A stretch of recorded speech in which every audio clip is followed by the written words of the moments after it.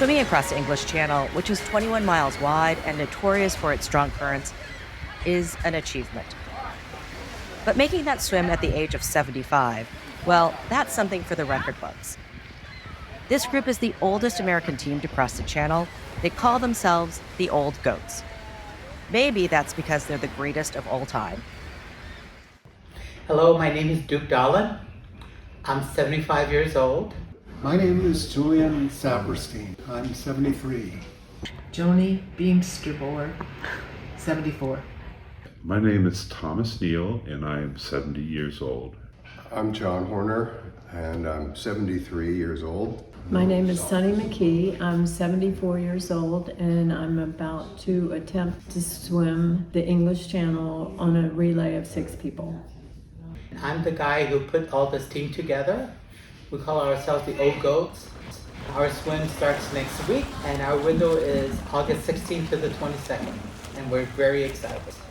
It is something that was never on my bucket list, but now I've put myself out to everybody I know saying, I'm going to swim the English Channel, and so I have to do it. Well, I think I'm assured that I could, face whatever challenges we're going to face on this relay.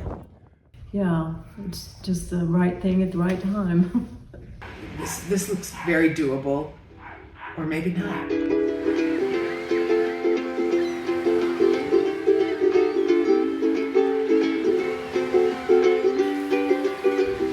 Dolphins have been swimming the English Channel for quite some time. We just do hard things. That's what this whole wall is about.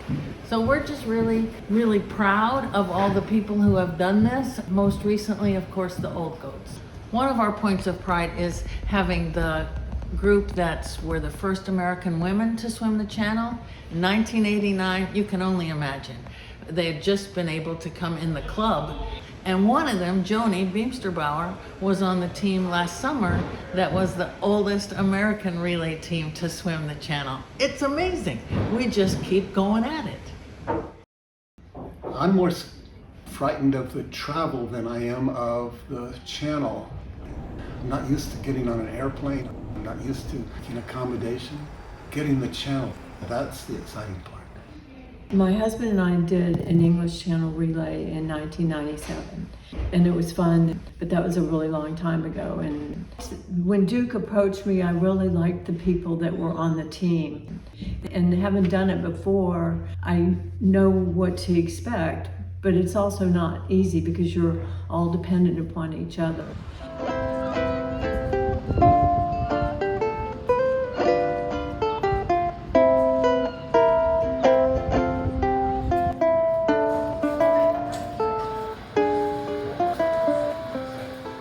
Starting, I think, in the late 1990s, a place called the White House in Dover allowed successful swimmers to register their swim, their name and their time on their wall or their ceiling. That habit or that practice stopped because they ran out of space. But we went there and sort of enjoyed the camaraderie of other swimmers. Back in 2001, I did my first English Channel attempt, and I was unsuccessful. So I took a year off, and I went back in 2003, and I successfully completed the English Channel in 14 hours and 37 minutes.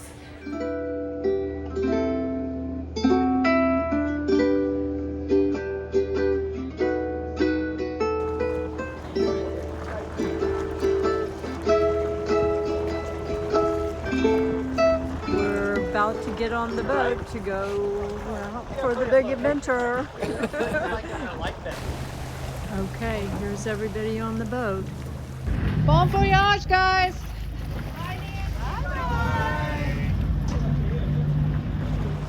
We boarded the Sea Satin and headed to Shakespeare Beach, about 30 minutes from Dover.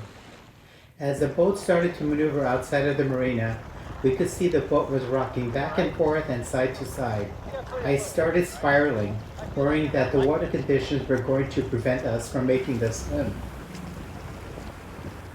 We're approaching Shakespeare Beach, and Duke is getting ready to kick things off. I do not like swimming in the dark, especially when the water is choppy.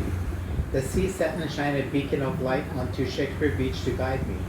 As the first swimmer, it was my job to find the beach from the water, land, and then officially start to swim.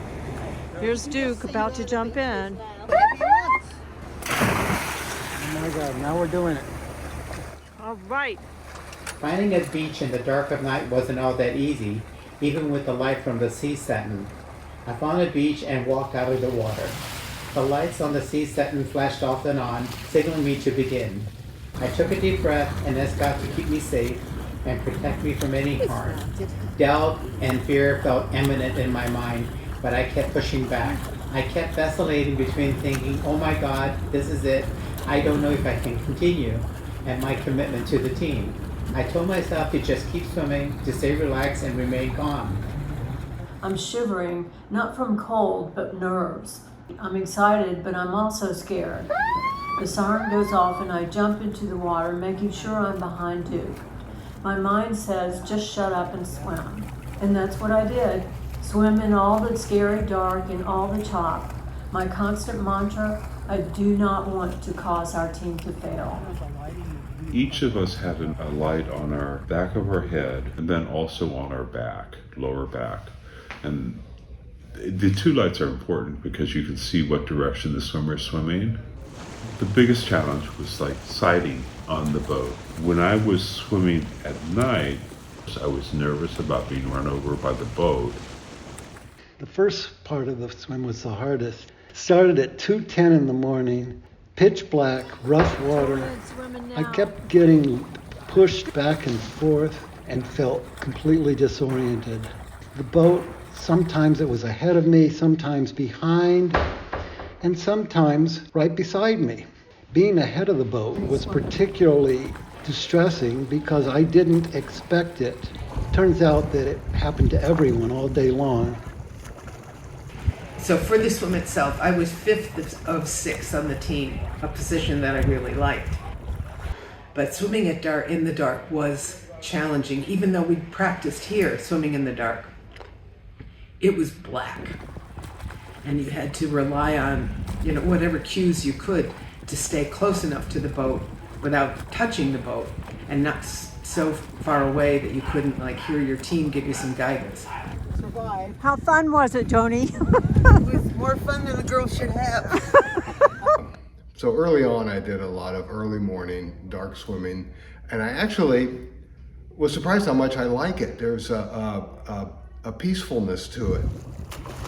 You don't see a lot of things, it's more of an internal experience than swimming in the daylight.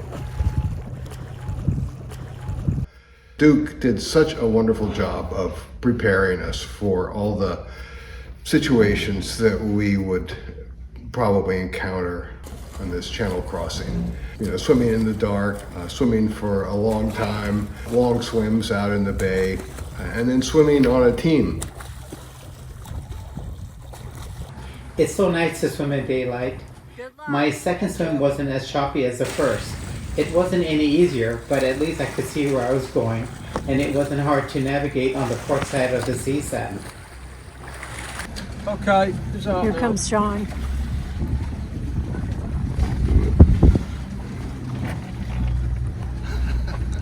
That was good. There were times when I caught up to the sea setting, got ahead, and swam at the bow like a dolphin. I then slowed down so I didn't get too far ahead. More than anything else, I felt joy and gratitude that as old goes, we're going to do what we came here to do. There's so much choppy water and I'm swallowing so much and dodging jellyfish. Two big ones with long tentacles, one wrapped around my leg and stung me, and another one close to my neck. At least there's daylight. I can do this, but I might die trying. Go, Tom!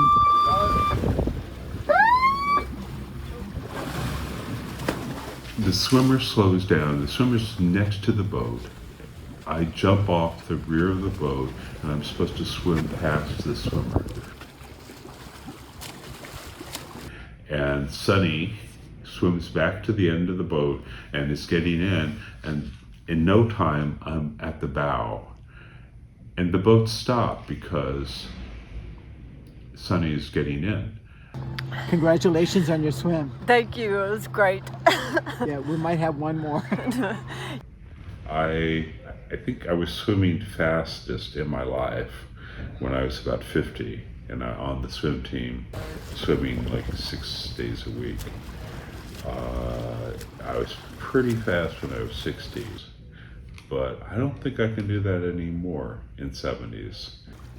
The second swim was so much easier. The swim started at 8:10 a.m., full daylight, and the water was much less choppy than after the first swim. I can't say it was much fun though. It was more a matter of just slogging through along until the hour was up. Following Duke's advice, I never looked forward, just at the boat, so that there was very little to see. I couldn't sleep. It was just too anxiety provoking, and our boat was not that big. We did eventually take turns going to a bunk down below. I mean, you might not sleep, but you got some rest. We paired up so that when I was in the water, one of my team members watched me and vice versa. You do some hand wringing, you do some sort of meditative things to put your head in the right place. This is where we're going. We're getting closer. Got it. He's going for France. Going for France.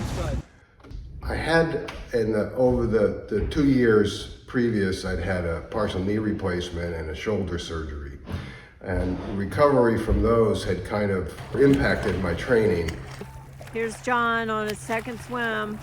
He's going for France.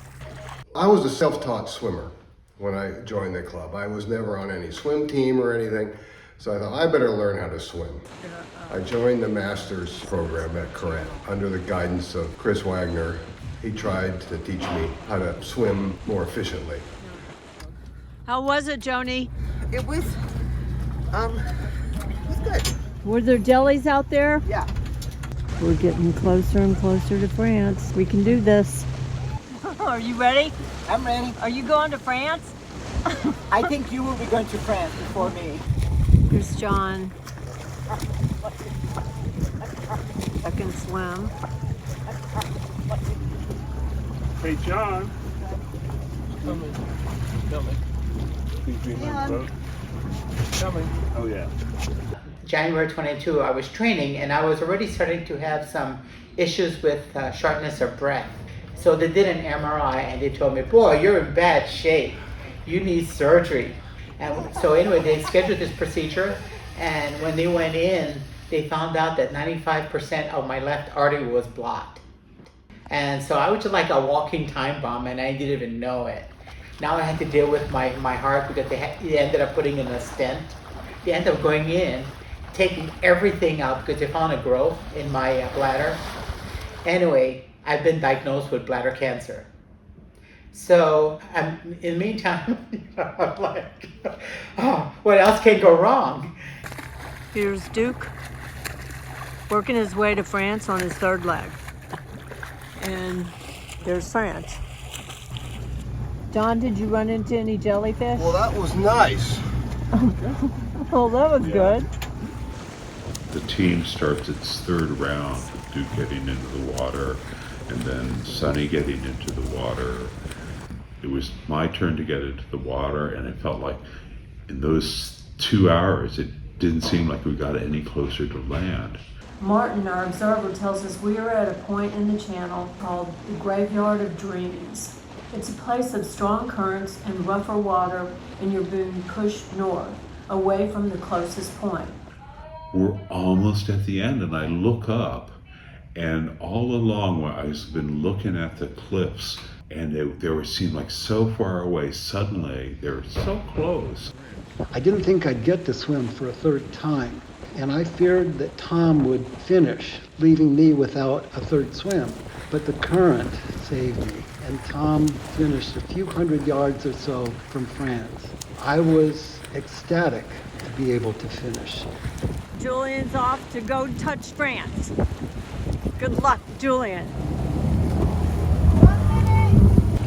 Here's Tom finishing up his very last couple of minutes before Julian starts. Johnny, come on down here. Here's the change. Okay, Julian. Well done, Tom. Excellent swim. Good job, Tom. And there's Julian on his way to France. We just missed the beautiful sandy beach. I had nothing but rocky shore for a landing. I didn't care. Straight in. Straight in. Go straight. Oh, please. Sorry. I'm just glad when this is all over. There were a lot of rocks just under the water, which was going up and down. So I would grab a hold of a submerged rock and pull myself forward to the next rock until I finally got to the shore. There is a sort of glee, a joy that's palpable, particularly for me watching Julian take those 3 steps on rocky soil. But I was so thrilled to be in France. I felt fantastic. If you ask the pilot and the Federation observer if it's okay, he'll let you swim in behind the final swimmer. John Horner joined him to stand on the shore in France. It was such a great moment, a huge team effort in some very challenging conditions.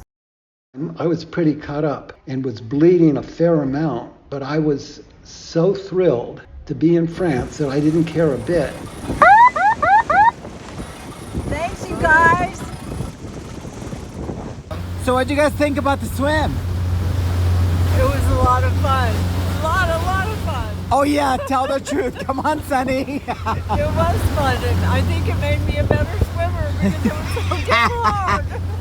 Well, you know, Sonny and I had a really tough first leg, you know. We talked about we were both in survivor mode. And then the second leg was full of And the jellyfish. second leg was almost like another survivor mode. And the third leg was another survivor mode. I said, no. It's true. I had no survivor mode. Because you had one to win. I had just really a wonderful time. I know, we swimming were the whole time. jealous. I brought the sun up. I know. You did. You were the only one that had the sun.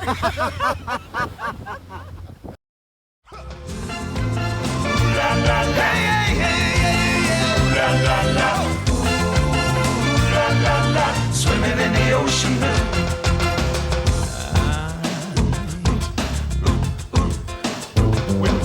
Don't know where that dolphin's been, but don't let it get away. That's the one who's gonna swim from Dover to Calais. Good God, we say big wave, be brave. Swimming in the ocean blue. Look out, 'cause that big gray ugly shark is watching you. Ah! La, la, la. Big ugly eyes on you. La, la, la. La, la, la. Swimming in the ocean blue. Ooh, ooh, he's watching you. Ooh, he's watching you. Moving through the H2O, turning one of the best times we've seen. While everybody on the boat is turning just a little green. Good God, we say big wave, be brave. Swimming in the ocean blue. Look out, 'cause that big gray ugly shark is watching you. Hey, now listen, big wave, get the big wave. Swimming in the ocean blue. Big wave, ugly shark is watching you. Say that shark is watching you. That shark.